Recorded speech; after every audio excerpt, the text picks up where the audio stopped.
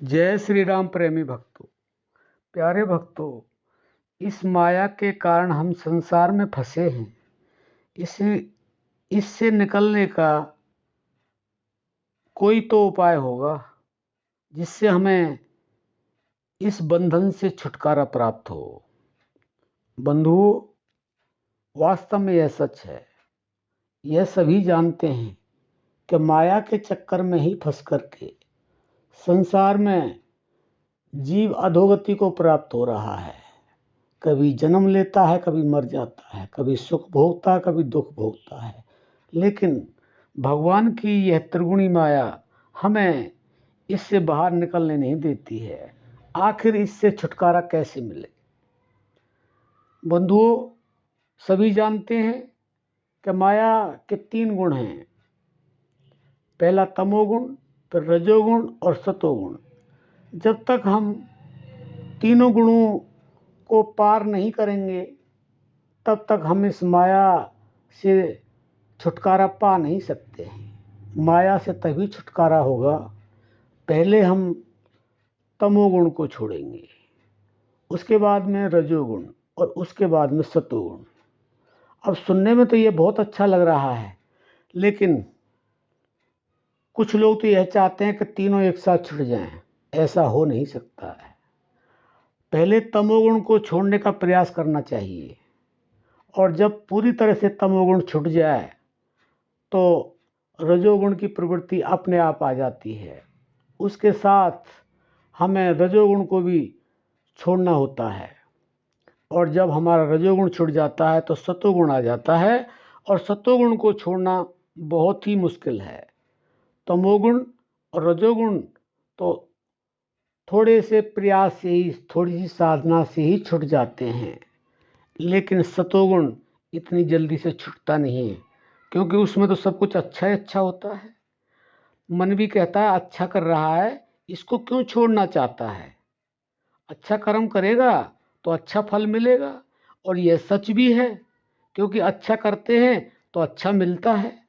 लेकिन एक बेड़ी तो लोहे की है, एक चांदी की है और एक सोने की है। बेड़ी तो बेड़ी है ना, तो जब तक बेड़ी है तब तक बंधन है।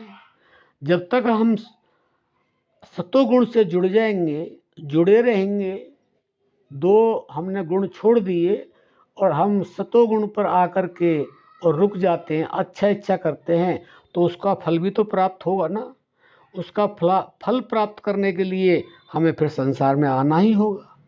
और जब हम संसार में आते हैं सतोगुण को लिए, तो हम अच्छा तो करते हैं, लेकिन उसको अच्छा करते करते हमसे बुरा भी हो जाता है। हमने सपोज करो 10 कर्म किए अच्छे, और किसी भी तरह से हमसे एक कर्म गलत हो गया तो हमें वो अधोगति में ले जाएगा।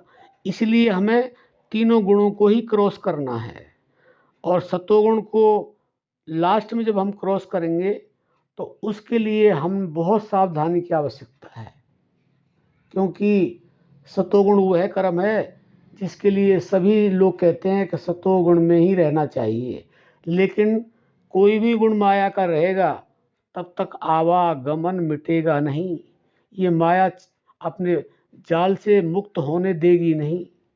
तो इसलिए सतोगुण को भी छोड़ने के लिए हमें इतना अत्यधिक साधन करना पड़ेगा, प्रयास करना पड़ेगा कि हमारा जो सतोगुण है वह भी छूट जाए।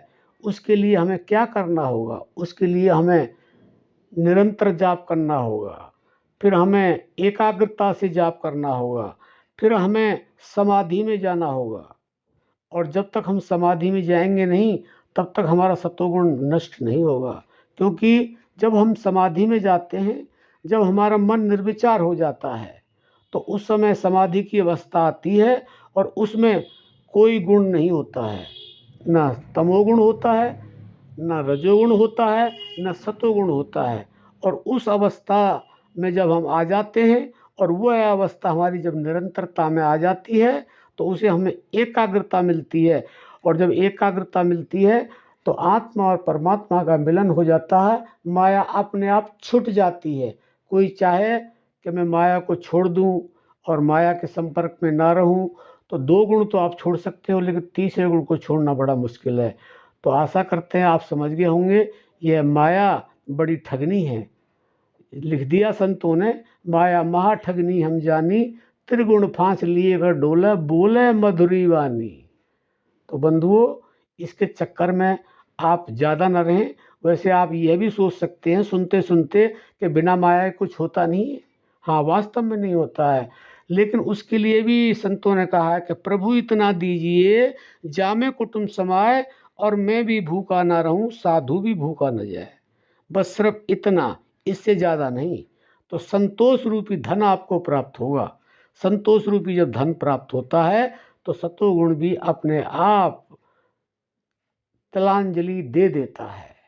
तो बंधुओं, अगर आपकी समझ में आया हो तो इस तरह से ज़्यादा नाम जप करके, मन को एकाग्र करके, समाधि में पहुंच करके आप सत्वगुण को छोड़ सकते हैं, माया से छुटकारा पा सकते हैं। और माया से छुटकारा पाने का मतलब है जीते जी मुक्त हो जाना, जीते जी मोक्ष को प्राप्त कर लेना।